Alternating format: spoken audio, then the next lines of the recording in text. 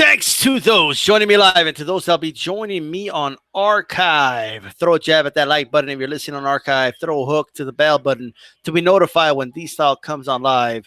Throw a 1-2 at the share button and share my videos on social media. If you don't like my channel, or my chin can take that unlike button, it's all right. And don't share streams. My moderators will parry that shit. And I am joined by Joe Habib. What's up, Joe? Hey, what's going on? All right. A lot of great stuff here. First of all, before we start, go ahead and tell people where they could find your channel and when you go live and all that on your show. Absolutely. You can find me. The name of my channel is Ringside Reporter Live. We go live every Sunday night, 7 p.m. Eastern time. And a lot of times what we'll do is if news breaks during the week, we'll do spontaneous shows during the week. And if you're subscribed and you click the notification button, you'll know every time we go live anyway. So make sure you check out the channel. Check out the podcast and make sure you subscribe and hit that notification button so you can get the latest Ringside Reporter podcast episodes. Yeah, you guys take phone calls and everything, so absolutely. You guys can tune in. The phone number will be available when you watch the show live, and you can always catch it on archive as well. Absolutely. I call in myself once in a while, so you guys can catch me as a featured caller, I guess.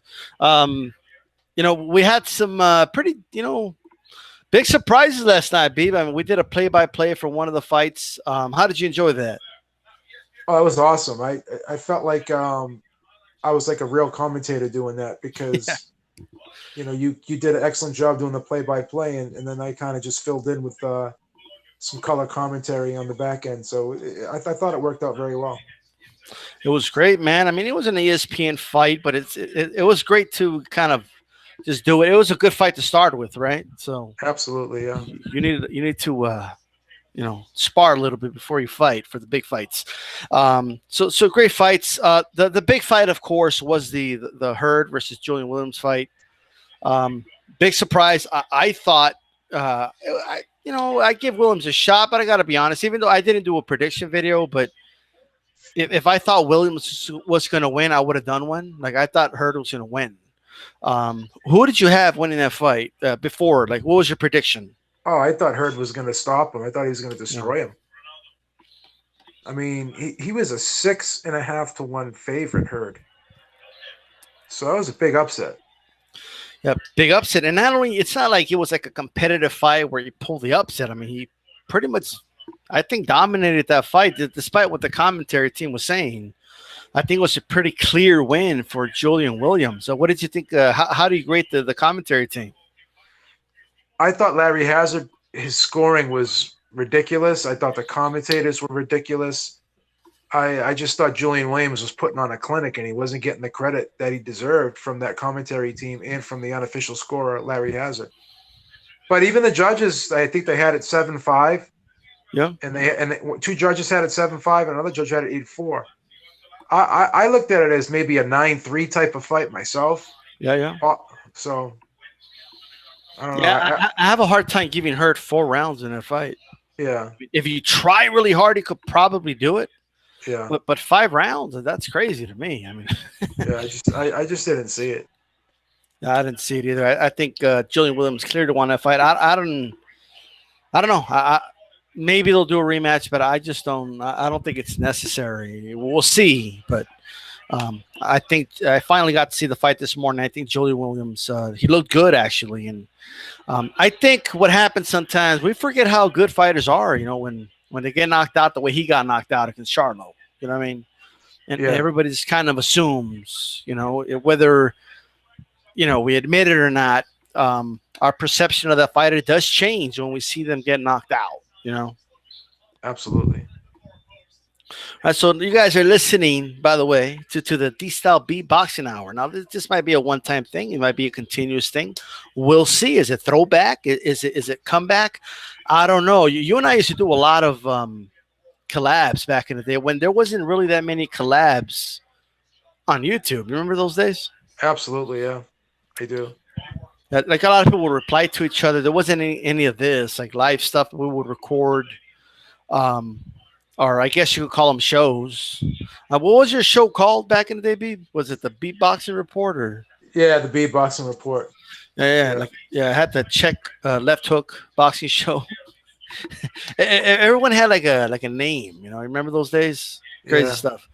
But we should do collabs all the time. They were very popular in the day. So I think a lot of people will appreciate this. Where do you think Hurt goes from here? I mean, I don't. You think he's outgrowing this division? He looks kind of big for this weight class to me. Does look kind of big for the weight class. I think a lot of guys, that are in these junior middleweight weight divisions, they're walking around in exceptionally heavy weights, and once they start getting, close to 30 and a little bit past 30, that's when the metabolism starts slowing down. And for Yeah, them to make weight, they're going to lose lean mass. They're going to lose, muscle tissue that they're going to need to help them perform at a high level. right. So he's 6'1".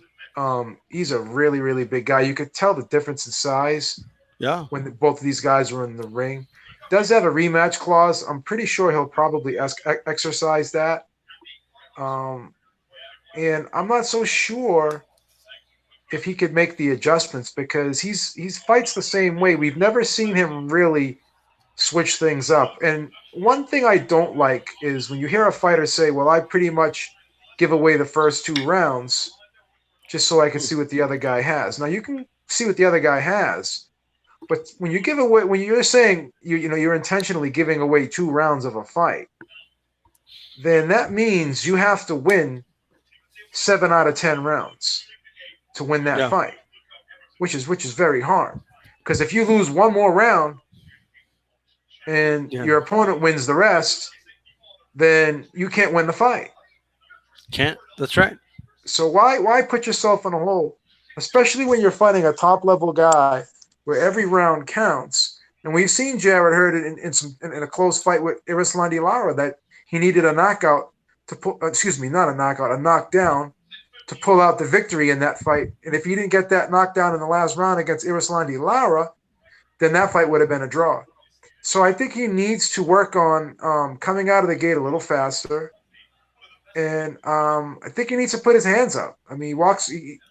It's almost like tries to walk his opponent down with his hands down Yeah, because he wants his opponent to lead, and he wants to get in exchanges with his opponent. And he has too much confidence, I think, because he's the big guy. He's used to being the bully in that division. He's got too much confidence in his size, strength, and he feels like he can just walk through everybody in his division because he's probably the biggest fighter in the division right now. And he has that perception that he could just do that. But what's going to happen when you run into a situation like last night where the guy can stand up to your shots and he's punching with you and he's beating you to the punch and he's landing cleaner than you? And Julian Williams had a beautiful game plan. He really must have scouted Jared Hurd very well, exceptionally well, because it's almost as if he knew what was coming at him at all times, and he was able to roll shots. He was able to brace himself, and he was punching with Jared Hurd, but his shots were much more precise. They were much more cleaner, and they just were delivered in a more sharper manner than Jared Hurd, I heard. Yeah, who Jared Hurd was a lot of times slapping with the shots, kind of really winging shots, not really sitting down on shots, throwing sloppy clubbing type shots that really didn't have a lot of leverage on them. Whereas Julian Williams was really bending his knees, really going to the body, and that opened up the headshots for him beautifully. He was going down to the body, and he came upstairs with real sharp left hooks and uppercuts, and the uppercut on the inside was definitely a very successful weapon for Julian Williams in this fight. So I think what happened with Jared Hurd is he ran into a guy that just had a lot more tools in the toolbox and was able to really come at him from all different angles here with an array of punches that he just wasn't ready to deal with. And he wasn't a great defensive fighter to begin with. But when you have a guy that is really dissecting you and opening you up, hitting you with, beating you from the outside, the inside, coming up underneath with uppercuts, going to the body, coming upstairs with hooks. yeah. You're sitting there saying to yourself, this guy's got a full arsenal. How am I going to defend against it? So I think he was really outskilled, and not only outskilled, he was outwilled because Julian Williams, grit down on his mouthpiece, and he decided, I'm going to stand in there and I'm going to exchange with this guy, and I'm going to get there first. I'm going to make every shot count. Right. And I'm not going to sit there and allow this guy to hit me clean.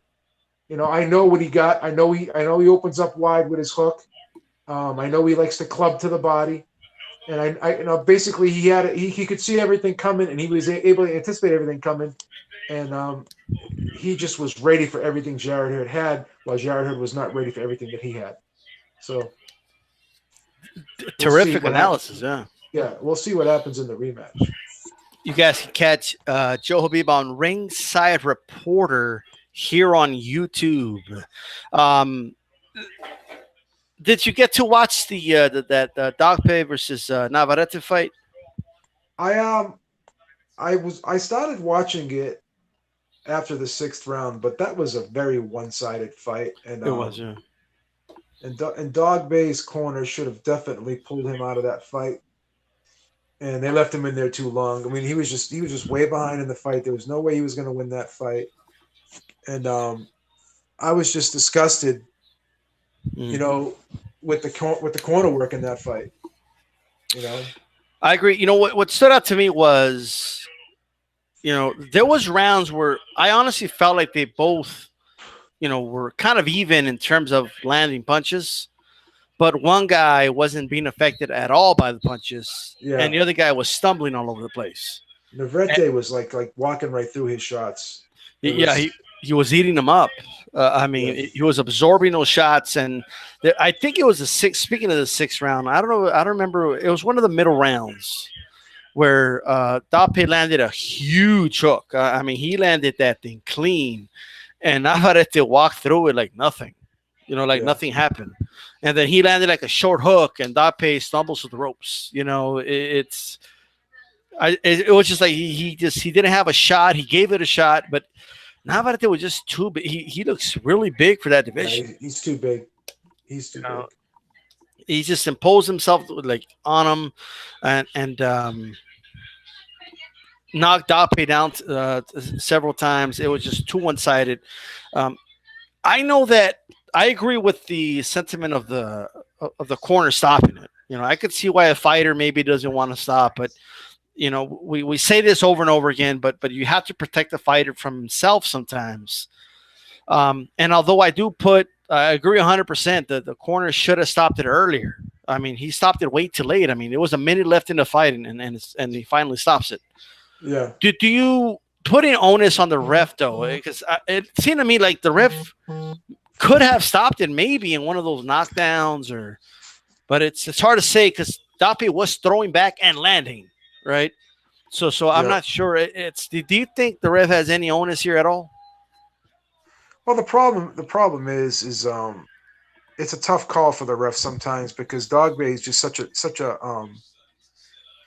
he's just such a gutty fighter that he continues to come back and tries to fight, and he's throwing punches back, and the ref is like saying to himself, well, if this guy can still throw punches back, then he can still defend himself to some degree, or at least try to fight Navarrete off. So it's tougher for the ref, but I think the corner has a closer look at the fighter because he's looking right in the fighter's eyes, whereas the referee's not. The only time a referee will look in the fighter's eyes is when he's knocked down and he gets up from the knockdown, and the referee will give him that look to see if his eyes are clear. But every round, when a fighter goes back to his corner and the trainer is there, he's looking at him. He's looking at him and seeing the body language, seeing how the breathing is, seeing how the eyes look, if the eyes are clear or not. So I think it's easier for the cornerman to make that decision because obviously, if you're training a fighter, you have some type of relationship with him. Yeah. Whether it be, like a father-son type relationship, or even though if you're not related to the guy, most trainers take these guys at a very young age and they are with them for a long time and they build them up and they watch them grow into contenders and champions. So there's that type of relationship that you would think your corner would care about you enough when they see you hurt, they're gonna pull you out of there. Whereas the ref, I mean, he's an unbiased guy. He doesn't have a dog in the race, so he's there to protect the fighters, but he doesn't have that type of relationship with the fighter that the cornerman would have. So you would expect more from the corner, in my opinion, and I don't think we Yeah. got that last night. But yeah, the ref does have responsibility as well. But I put it more so on the corner because if the ref's not going to do his job, then the corner has to step up and do their job.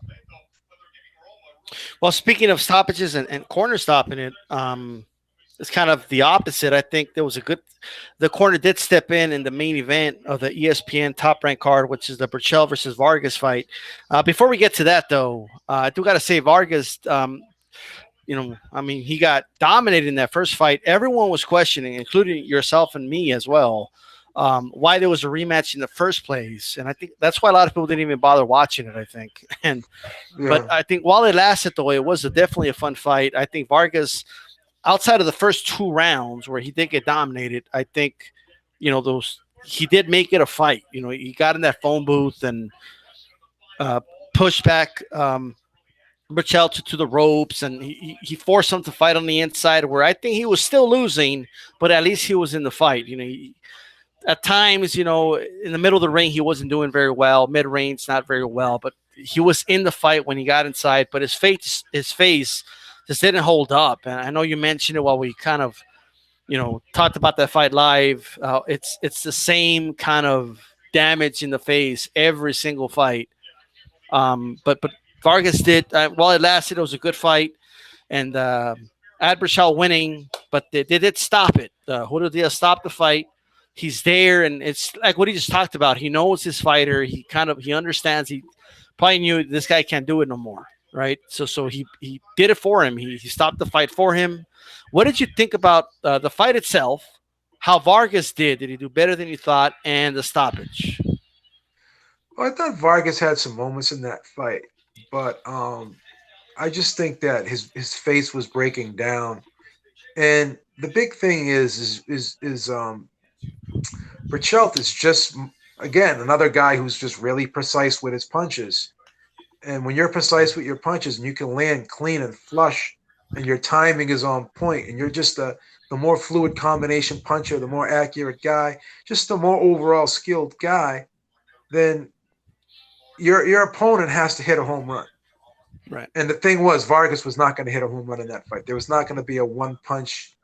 I mean, anything can happen in the sport, but chances are, the guy that's landing cleaner and more often is going to win the fight. So the ref is sitting there looking at all this and saying to himself, well, this guy's just, no matter what this guy does, Burchell just keeps coming back and he's doing the better work. He's winning all the exchanges. And I'm watching this guy slow down a little bit. His face is starting to bust up. And, the ref is saying to himself, do I want to impact this guy's career, have an impact on this guy's life after boxing by allowing him to take this beating? Because the first fight, he took a lot of punches and he took a pretty good beating in that fight. So to have it happen again back to back, obviously at some point this guy's leaving some of himself in the ring. And Right. as a ref, the history. This guy will keep fighting. He won't stop. So you have to save him from himself. There's just no other alternative there. So I mean, Yeah. it had to happen the way it happened. It had to be done that way, without question. Without question. And it's not like that'll be one thing if this is a fight where he was making millions and he's like, well, it's my last fight, so I'm just gonna go out, but it wasn't. So if he wants to maybe continue to make some money in boxing moving forward, I think it was a good stoppage. You want to see a war. I know I do, but at the end of the day, fighter safety first, I guess, right? Absolutely. Yeah. And it was fun while it lasted too for a fight that we thought was going to be a mismatch. I think Vargas pulled through at the end there, or till the end, and then it was just a little too much. Um, you think he has a career? I know we touched on it last night, but what do you think? Do you think Vargas should just retire? You think? I mean, what do you do with your Vargas at this point? Uh, I'm gonna retire if I'm Vargas. Yeah. Looking, after looking at those last two fights and the damage that he sustained in those two fights.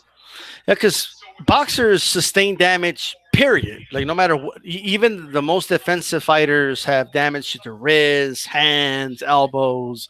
Uh, they get hit as well, right? But for a fighter like Vargas, it's like twofold, right? It's they get all that plus.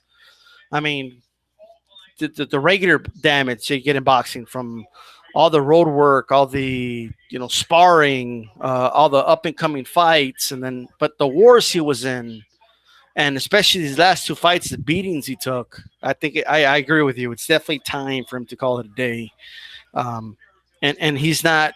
You know, it's clear to me he's no longer. He can't win a fight at that level without taking a beating, regardless of who he fights. So, and it's just not a healthy thing. I think he's done with that. So pretty decent fight that we saw on Top Rank there. I did not get to see any of the undercard fights for the Fox card. Any good stuff there? Um, I actually tuned in a little bit late for Okay. that card too, and I just watched the main event. To be perfectly honest with you, Gotcha. Now there's some people here that saying Hurd had a off night. Williams was on. Alex T in the chat said, "You think this is a case he just had a bad night, or you think Williams beat some in a rematch?"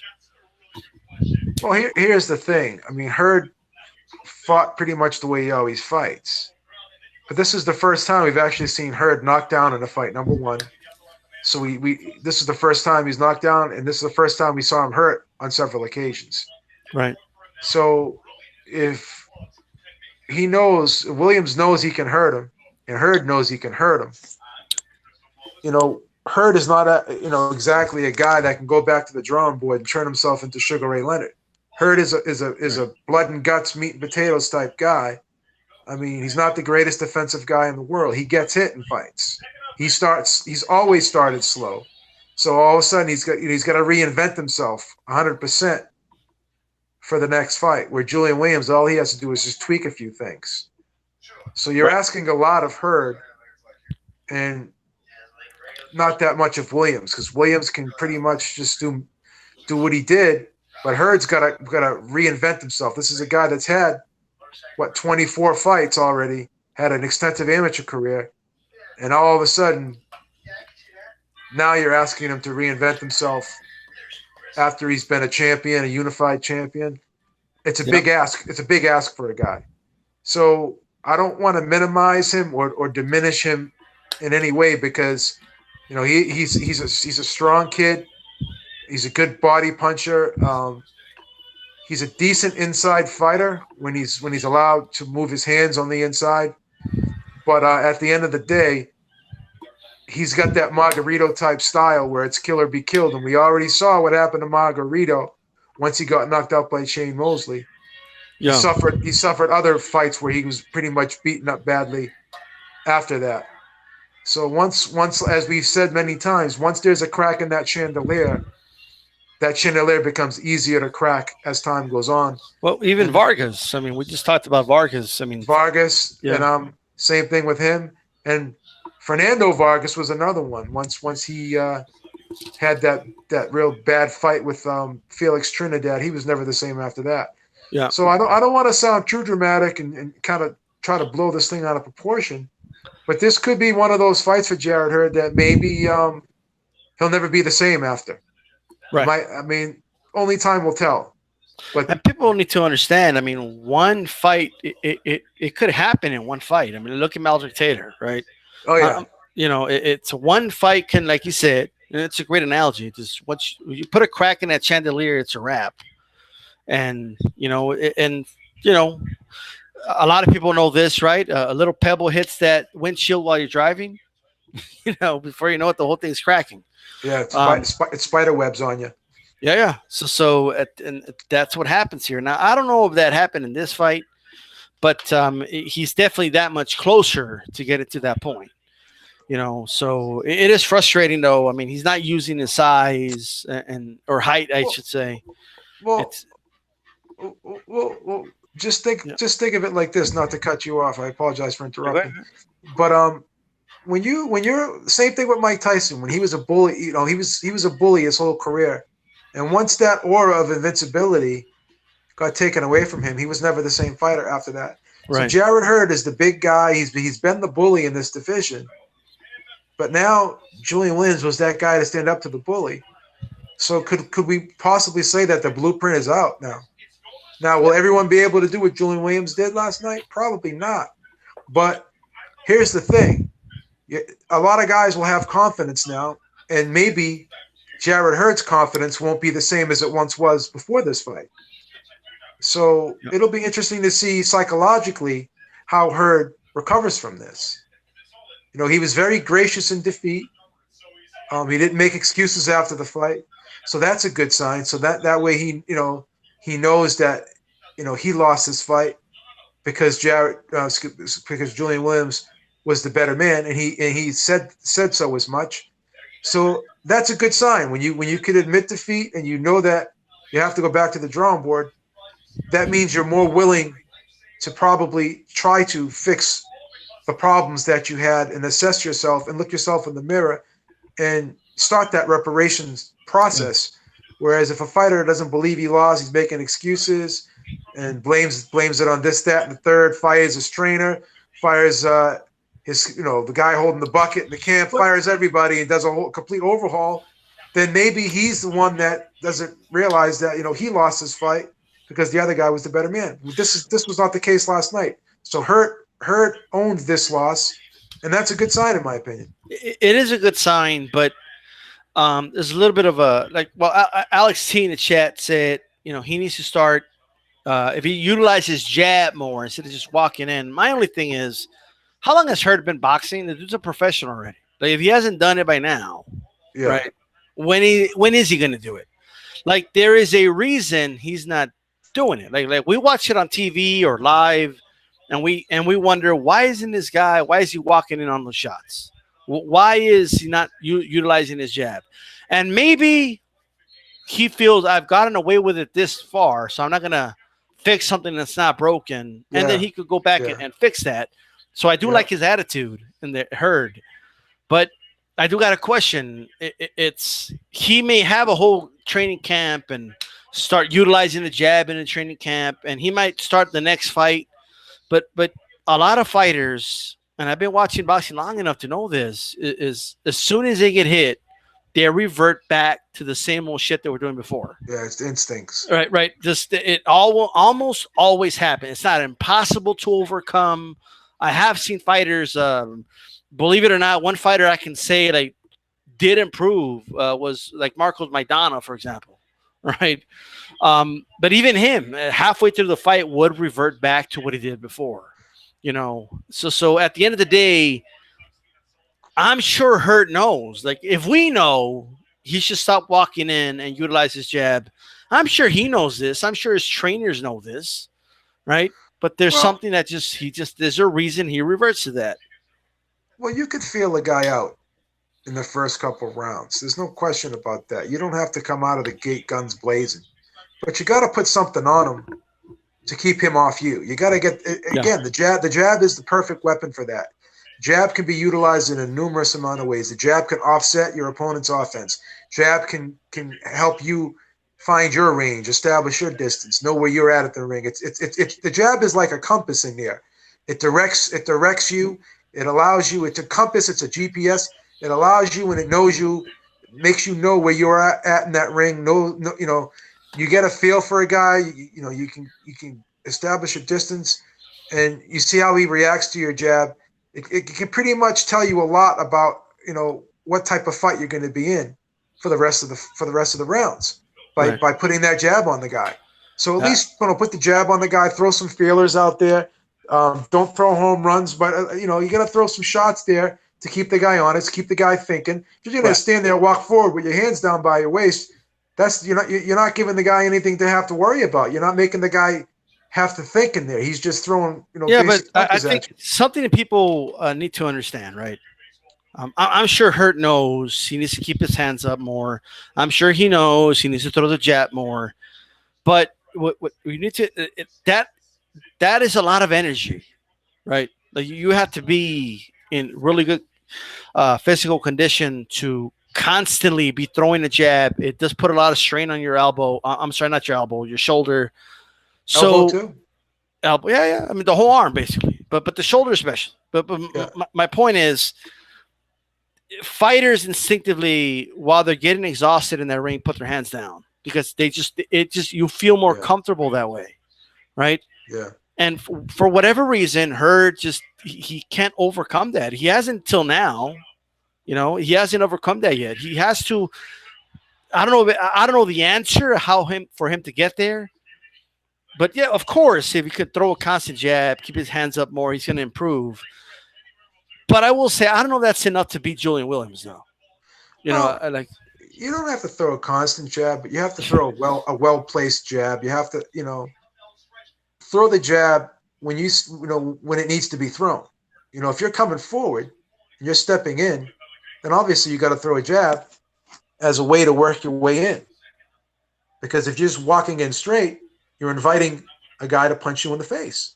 Whereas the jab is your weapon. It's your defense. You know, Yeah. it could be your defense and your offense. So that's the thing. I mean, in the first two rounds, you should be able to throw a jab. Just pace yourself, pick and choose your spots wisely, and if you're going to take breaks, make sure you're out of range. Don't take breaks while you're in range. You either got to be in or you got to be out. If you're going to be in there, you got to be moving your hands, or you got to be tying the guy up, or you got to be Yeah. leaning on the guy. You got to put something. Got to make some type of contact with your opponent, whether it be a jab, whether it be a forearm in his chest, whether it be a shoulder bump, whether it be you reaching out and grabbing him and walking him back and maneuvering him backward. He's got to know that he's got to have something to worry about. Now, if Yeah. a guy's just walking forward without giving you anything to worry about, all you're doing is giving that guy confidence. Yeah. And anything can happen in this sport. You may say to yourself, I got to feel what this guy has. I want to see what this guy Plus, has. What if he has something that you don't expect? What if he has something that you didn't anticipate? What if he has something that you weren't ready for? You never want to roll the dice in this game because anything I can also happen. want to say, while I do appreciate a nice, good guard, it's not for everyone. Like not No, every fighter has to have his hands up. Like it's no, not a universal rule. Like no. Sergio Martinez had a lot of success before his ankle went out on him, right? Having his hands down. Yeah, It does open the field for you. You could see punches coming a little better because you're not covering half of your vision, right? So there's cons and pros to everything. yeah. So if Hurd were to change all that, he's going to have to overcome some of those cons. And I don't know how what he does do effective, how that's going to affect him if he were to kind of make the changes people want him to change. So it'll be interesting. I definitely do think his jab placement needs to improve for sure. And I think taking 2 rounds to kind of gauge your opponent is normal, but you can still do things to win those rounds. So because your But opponent's trying to do the same thing. but when you have a guy say that I'm purposely giving away the first two rounds, I'm letting my opponent dictate Yeah. everything and let him be the aggressor and allow him to just throw punches, and I'm not really going to work to throw punches back at him. Right. Then that's not a good strategy. Like I can see you Okay. saying I'm going to feel the guy out for the first two rounds. That's great, Or but set him up for some. yeah, but when you're openly saying I'm giving away the first two rounds in every fight, that's not a good look. It's kind of like playing chess and your first 2 moves, you just do 2 random moves. Like they don't have a meaning. You Well, just do it to do it, right? this So, is this is what pool players do. If you see guys who are pool sharks, they right. play 9 ball. So Hmm. what they'll do is they'll say, you know what, to get guys to play them because they're so good, they say to the guys that they want to play, I'll spot you the first two balls. So you start at ball 3, Yeah. where I got to start at ball 1. So you don't have to knock the first two in. I have to, and that's great when you're playing a guy who's levels below you. But No. what if one of the what if a guy walks into the pool hall that you don't know, you've never seen him before in your life, and automatically, you're so confident because you've been beating everybody the way you've been beating everybody, spotting them two balls. But one guy walks into the pool hall that you've never seen before in your life, and you spot him those two balls, and he ends up blowing, he ends up friggin' blowing your way. Exactly. You didn't think he was that good. So it's like giving a guy a point spread. It's like a team, that's a -7 But here's my in, thing. I'm in not buying it. football. Yeah, I'm not buying that he just get. I just think he takes time to get going. That's what I think. I think it takes time for the engine to get going. yeah, you And could be right. You could be right. like I don't buy this whole. I just let him do it. Like, I've never Well, bought that. the reason why I say that is because he was in there with the guy he fought. I think his name was Jason Wellborn, Yeah. and he just sat there and let this guy punch him. Like this guy's not supposed to win rounds against you. This, with all due respect to Wellborn, he's like he's a he's just like many levels below Hurt, and he actually won. He won the first 2 rounds against Hurt. You don't So think Hurd was just embarrassed that the guy won 2 rounds? could have been embarrassed, but like Hurt just didn't stop throwing punches. The thing is this: Hurt just stood there and let this guy punch him for 2 rounds. But then in the third round, he goes out there and blows him out of there. Right. So that indicates to me that he purposely gave away those first 2 rounds because he thought that Carried he him. could All beat right. he could beat this guy easily. You can't do that against a guy like. And again, he subconsciously. Let's be real about the situation. Everybody saw Julian Williams fight against Jermell Charlo, and he was thoroughly outclassed in that fight. And he was knocked out badly. He was very hurt. He was knocked out badly. A lot of us, whether we want to admit it or not, we looked back on that fight, and we used that as a barometer to measure how we would do against Hurt. Right. And maybe Hurt did the same thing. Maybe he did the same thing. Maybe he thought, you know what? If Charlo can knock this guy out, imagine what I can do to him. So that meant same thing with Wilder. You hear Wilder say things like, "Right now, I'm going to go back to the basics. I got away from things that I kind of started to rely on my power too much and blah blah blah blah blah." But once again, you're asking a guy with 32 knockouts to reinvent himself all of a sudden, 40 fights in. Yeah. Exactly. So I just don't know if Hurt could reinvent himself. yeah, guys like Hurd, guys like Wilder, with all due respect, I mean, they're great. It's like Nolan Ryan. He had he had 2 pitches. He had the fastball and he had the curve. But it worked. It worked until he got older. And then when you get older, you need the junk pitches. You need the knuckleball. You need the slider. You need the changeup. And he didn't have those pitches. So he was no longer effective. So once these guys, Speaking of the shoulder hurting, yeah. once these guys start becoming human, guys start being are able to stand up to the power, or guys are able to deal with the size, the strength, and the pressure. Once you have that one guy that lays out the blueprint, and then another guy lays it out, Right. and another guy continues to pick up on it, and everyone starts seeing how you fight. And if you don't have a plan B, plan B or C, 25 fights in, 30 fights in, 40 fights in, it's pretty much a wrap for you. Same thing with Roy Jones. He was a guy that relied on his athleticism, didn't do things the textbook way. What happened when he got older? Things started to dull. His reflexes started to dull. Things weren't the same as they were when he was younger. He became very beatable. That's why you had a guy like Bernard Hopkins who was he was a technical guy. He was able to reinvent himself as he got older. Why? Because he was a very highly skilled defensive boxer, and he knew how to switch things up. Early in his career, he was a knockout puncher. He was knocking everybody out at middleweight. He was the executioner. Yeah, he was knocking that's out. why he was the executioner. But then when he became the alien, he changed a little bit. He had to become a little bit more methodical. He had to become a little bit more cerebral. He had to become that counterpunch guy. He had to slow the fight down. He had to grab you. He had to take breaks on the inside and lean on you.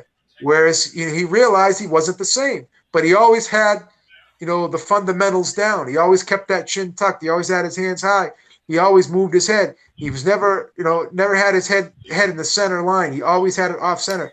So all these little things that he always had coming up enabled him to transcend as he got older and later in his career. That's why he was able to stick around so long.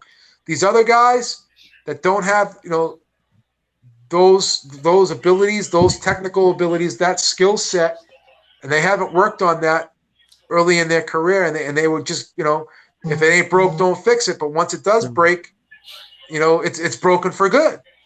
There's no coming back from that. So that's where you have a guy like Hurd right now. And again, maybe I'm jumping the gun here. Maybe I'm being a little over dramatic here. Maybe I'm moving too fast because Hurd still is like 20. I think he's 28 years old. He's still got some time left in his career, but he is starting to turn that corner. He is closing in on 30. So he's not going to, to say he's going to get better now, again, is a big ask. It's a high expectations. Like, it's not impossible, but I don't know if he's going to pull it off. But it's improbable. It's not impossible, but it's improbable. Improbable, yeah. But I get what you mean, man, for sure. Shout out to Blood Boxing in the chat. Also donating $10 on a super chat. Big shout out to Blood Boxing. Okay, you guys go ahead and subscribe to him. We got some big news about Keith Thurman fighting Manny Pacquiao. Manny Pacquiao tweeted this out yesterday. That's how fights are announced now. Tweets. Right? It's nothing wrong with it. It's what they do now. It is. I see a lot of mixed reactions about this fight. I actually like the fight. I love the fight. Yeah, I think Pacquiao's going to win, though. I do too. I do too. Why does the Beeb believe Manny Pacquiao will win this fight? Is it the speed? Is it what is it? Well, again, go back to a lot of Manny Pacquiao's fights throughout his career. And the guys that always beat him, they were right-hand punchers. And the guys who were left-hand dominant guys, I know Dwyer has said this before, and this is something that I've said over the years too. Guys that are left-hand dominant guys like De La Hoya, Cotto, left-hand dominant, converted southpaw, power hand. Didn't have a great right hand. His power hand was the left hook. Same thing with Hatton, power hand, left hook. De La Hoya, power hand, left hook. All these guys, the guys that were able to really do exceptionally well against him were really good right-hand punchers. Marquez, Morales, Mayweather. And Keith Thurman's another one of those guys where he's not a real big right-hand puncher. If you watch all his knockouts, they come pretty much from the left hand, whether it be like a half uppercut, half hook type 45 punch or a left hook. Doesn't have a huge right hand. And not only that, the one thing about Keith Thurman is both these guys are kind of ambush type style fighters. They're both very, very similar in the fact that they like to operate in the mid-range area. Keith Thurman's not a great inside fighter, and he's not a real good outside fighter. He's a capable outside fighter, but he likes to be in that mid-range area, just as Manny Pacquiao likes to be in that mid-range area. And they both use their legs a lot. They both move a lot.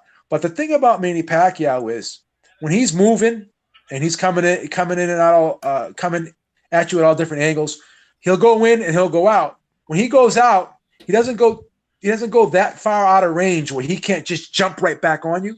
When you see Keith Thurman go out, his main objective is to carry himself out of danger, and he's looking to, it takes him longer to get back into position to attack because he's that much further out, number one, and he likes to do a lot of wasted motion, I think, from the outside, the perimeter. He circles the outer perimeter of the ring a lot, and he's more or less like that vulture that's flying overhead, and he's waiting for that perfect moment to dive in on his prey. Whereas like David Haye kind of in his prime, something like that. Yeah, well, like Manny Pacquiao, he moves a lot, but he moves just enough where he's not too far out of range where he can't jump right back on you and get back in there. And Keith Thurman is not that combination puncher like Manny Pacquiao is. Manny Pacquiao is a very fluid combination puncher, where Keith Thurman, well, he's becoming more safety first now. He's not opening up the clip and emptying out the clip, I should say, like Manny Pacquiao. Like Manny Pacquiao still throws combinations, He's still fearless in there, where Keith Thurman's a little bit more reserved now. He's throwing 1 or 2 punches at a time, and then he's getting out of there. So I could see Keith Thurman being outworked in this fight very easily. And I think that the southpaw stance can present problems for him, and I think Manny Pacquiao is going to find a home for that left hand on more than one occasion. I think that could be the game changer in this fight. So that's why I'm going with Manny Pacquiao. Yeah, Keith Thurman. A lot of people aren't happy with Keith Thurman, But by the way, I'm not picking Pacquiao to win because I agree with a lot of the sentiments about Keith Thurman being away for a while and all that. But I just think that Pacquiao is not a good matchup for Thurman. And no. I think when people visualize this fight, I think they visualize like a full-fledged welterweight Thurman and a small Pacquiao, but there isn't that much of a height difference. Not as much as people think. Keith Thurman is not, he's like 5'7", maybe 5'8". Not that tall himself. No, he's like 5'7". Yeah, so I think, and there is a lot of Keith Thurman fans who call him versatile because, yes, he fights on the outside at times, mid-range. Sometimes he gets on the inside. But against the wrong opponent, he just, while he's kind of like, he tries to be like the jack of all trades, he's not like amazing at all these things. At best, he's average at some of these things that he does. You got to appreciate him trying to be versatile, but I think him being an ambush fighter is what he does best. And I just don't know that style works against a Manny Pacquiao. Like, with a Manny Pacquiao, you have to let him come to you. And I don't see Thurman as this amazing counterpuncher. So I think he's going to have problems here. He might have some success. He is younger than Pacquiao. On paper, you can argue that he should win this fight, but I don't think he is. I think he's going to have problems. I don't know if how he's going to handle those combinations. Pacquiao is still fast, man, and he may not be as fast as he used to be. But Broner had problems with that speed. I think Keith will too. I think it's going to be a close fight. Might even be a controversial fight, but I think Pacquiao's going to pull it off. And Thurman also, man, he's nowhere to be found in the last 2 rounds of every fight. Thurman is, he's hanging out for dear life against dudes like washed up Robert Guerrero, So I don't know how Thurman's really going to do against Pacquiao here. I think it's a good matchup. If Thurman's going to come back and fight, this is a good fight from for Pacquiao. It's a good fight for him too. And if I'm Manny Pacquiao and I win this fight, I retire. I retire with this win and I'm gone. Like, I'm not sticking around if I'm Manny Pacquiao and fighting Crawford or Spence or any of those guys. Okay, because he's not going to beat them, right? But Thurman, I think he wins that fight. I think he can beat all those guys except for Spence and Crawford. I'll be perfectly honest with you. I think it's I think I would favor him against every single one of those guys except for Spence and Crawford. That's just my opinion. And this is the thing: people don't realize, how good Manny Pacquiao once was. Like, he was like way head and shoulders above a lot of these guys. And even if he has slipped, he would have to slip like immensely to be ineffective. And he's not at that level where he's ineffective right now. Yeah. In my opinion. Yeah, I mean, he had a pretty decisive win over Adrian Broner. You know what I mean? I think he won the Horn fight. It was close, but I think he won it. You know what I mean? Yeah. And Horn was he is a big welterweight. So for a guy like Pacquiao, size at welterweight can be a factor because he's not a big welterweight himself, right? So and Horn although I don't think Horn is as good as Thurman, he just had his physicality, I think, it gave Pacquiao a lot of trouble. So Thurman, however, fights a lot on the outside. He's going to try to ambush Pacquiao. I think he's going to get caught coming in. And Pacquiao, I mean, correct me if I'm wrong, is more effective when you're coming in. Okay? Yeah. That's how most of his stoppages are when they're coming in. So I don't know if it's going to be a stoppage, but I do believe he'll hurt Thurman a couple times. Thurman's going to have to respect him. And that's what I think about that fight, man. I can't wait for that. I think it's going to be a good fight. You think it's going to be on pay-per-view? It is on pay-per-view. It is on pay-per-view. I thought pay-per-view was over. Can I subscribe to the Zone and just watch it there? It's on Fox pay-per-view. So much for killing pay-per-view. How many pay-per-views are there? This is like going to be like the fourth pay-per-view this year. And Well, back in the day, we only used to get like two pay-per-views. Now we got four. You know why we got? You know why pay-per-view will never be is even stronger now than it was before. You know why? Because you have Showtime pay-per-view now. Now you have Fox pay-per-view, and now you have ESPN putting on pay-per-views. Right, ESPN Plus. You pay the $4.99, but you still got to pay for the pay-per-view. Like, you know, this is crazy. But the Zone, I just saw the Zone commercial, Beep, and it said no more pay-per-view. Yeah, just watch them on the app. Yeah, that's what the commercial said. Well, ask Eddie Hearn if pay-per-view is going away, because he's still putting on pay-per-views in the UK. So yeah, but people in the UK are telling us that pay-per-view's dead. Like, you can't make this shit up. But oh yeah, and people in the UK are big up in the Zone, and they can't even get it. What the fuck is that all about? Hey man, I gotta tell you, man, about this girl, man. She's the best, man. I'm telling you. Why, Jay? Did you get with her? Oh no, I never got with her, but man, she's the best. She's the best. She's the best in bed. Well, did you do it or not? Like, she's the best. No. I just, I could just tell. She looks like she can do it. I just want to stay with my wife. No. You need to leave your wife and go with that girl. Now, why don't you leave your wife? Nah, I'm not gonna leave my wife. Shit's insane. But I like to throw shots at the Zone, for what it's worth. But one more thing. I'm a subscriber too, but I mean, when I call bullshit when I see it, though. They're not replacing pay-per-view. They're not replacing pay-per-view. It's all and you know what? Since we're on this topic, I want to end it with the Spence Porter, but before we get there, the Zone. So according to the Zone's numbers, if the numbers are true, and we take them for face value, right? 600,000 people watched the fight in the U.S., right? Absolutely. And worldwide, what was it at 1.2, something like that? 1.2.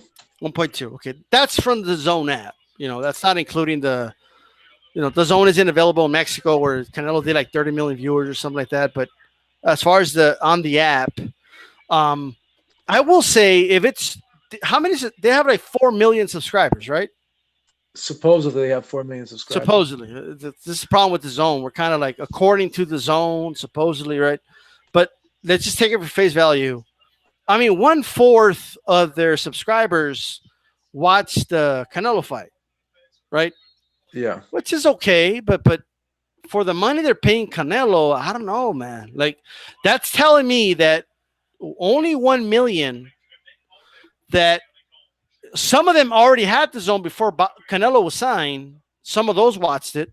How many people actually bought the Zone and watched this fight? We don't know. But let's just take the U.S. number, 600,000. Those are not good numbers for what you're paying Canelo, $30 million. And like we said before, what about everyone else that has to get paid off this app too? That's all the other fighters. All the other fighters, but just this card alone, you also got to pay Jacobs. I don't know whether they pay the undercard fighters or not, but there's money there. The money you spent to promote the fight. I said this, they're not going to last another year. I'm going to take that. I'm going to retract that. I don't give them another 6 months. Well, I'm going to tell you this. They may last, but this is what's going to happen. They're gonna jack the prices up again in about 6 months. Yeah, but how can they explain that? Like how do you explain that? And then they're gonna do what ESPN Plus is doing, and they're gonna start showing pay-per-views like they're doing with UFC. They can't change. If they don't change, they can't continue to go on the route they're going down and be successful. Right. They can't. I mean, there's no way to. They can't justify what they're paying Canelo here. Like it's plus his opponent, so you got to pay as well. Why would you lock a guy in for 11 fights? They're trying to boost the app, but they do have another solution, baby. There is, rather than jacking up the price, what they can do is sign contracts with TV providers, right? Yeah. Yeah. Comcast, Dish, DirecTV, Uverse, and get on their packages. So they're automatically getting money off of that and become an official channel. It doesn't mean before people that love the app, like you love the app, right? But I like the app. I mean, okay, I mean, I I don't. know you I use mean, the app. I don't think it's a horrible app, but there's a lot Yeah. of things I don't like about it. But what I'm saying is, before people gasp and say, "No, you can't do that," they have to. Like in other words, you could still use the app. Like people think it's one or the other. Like that's not true. If they become an official channel, okay, on a subscription service where you can just go to channel, I don't know, I'm gonna make a channel at 148, and there's the zone right there next to ESPN and Fox Sports One. You're gonna have ratings. You're gonna get money from commercials, okay, and you're gonna be getting money from these TV providers automatically through a contract, right? So you're gonna have money coming in that way. You could still have people that subscribe exclusively to the app as well. Okay. And people that do it through a TV provider can still access the app by signing in through their TV provider. That is the only way the zone's gonna has a shot to survive. That's the only way. There is no other way. Because other than that, and then once they do that, they'll probably still do pay-per-view. Okay. Because I don't think they have a choice. I just don't. And speaking of the zone, they just responded to me. Finally. I told you about my nightmare story, right, with the zone. Yes. So what's the situation with them now? They gonna take care of that? Okay. Yeah, they told me I got to get in contact with Google. Apparently, not Google. With PayPal has to refund me. Apparently, according to them. But anyway, well, Oh, I okay. guess I screenshot it. I'll send that to PayPal. You know. But at least they responded though. You know how I got a hold of them? How? I did it through the Zone USA Help on Twitter. They responded within 10 hours. Not bad. Okay, so they never got back to me on email. The chat sucks. So anyone that wants help from the Zone, go to the Zone USA Help on Twitter. They'll respond to you faster. All right. Wow. So last topic here because I got to go. Not my favorite thing to do, but I got to go see family for Mother's Day and all that. But as far as Spence Porter, I think Spence destroys Porter. All right. Um, I don't see what Porter can do to Spence. To be honest with you, maybe you feel differently. What do you think of that fight? I like Spence big in the fight as well. Yeah, I think Porter's gonna have a tough time.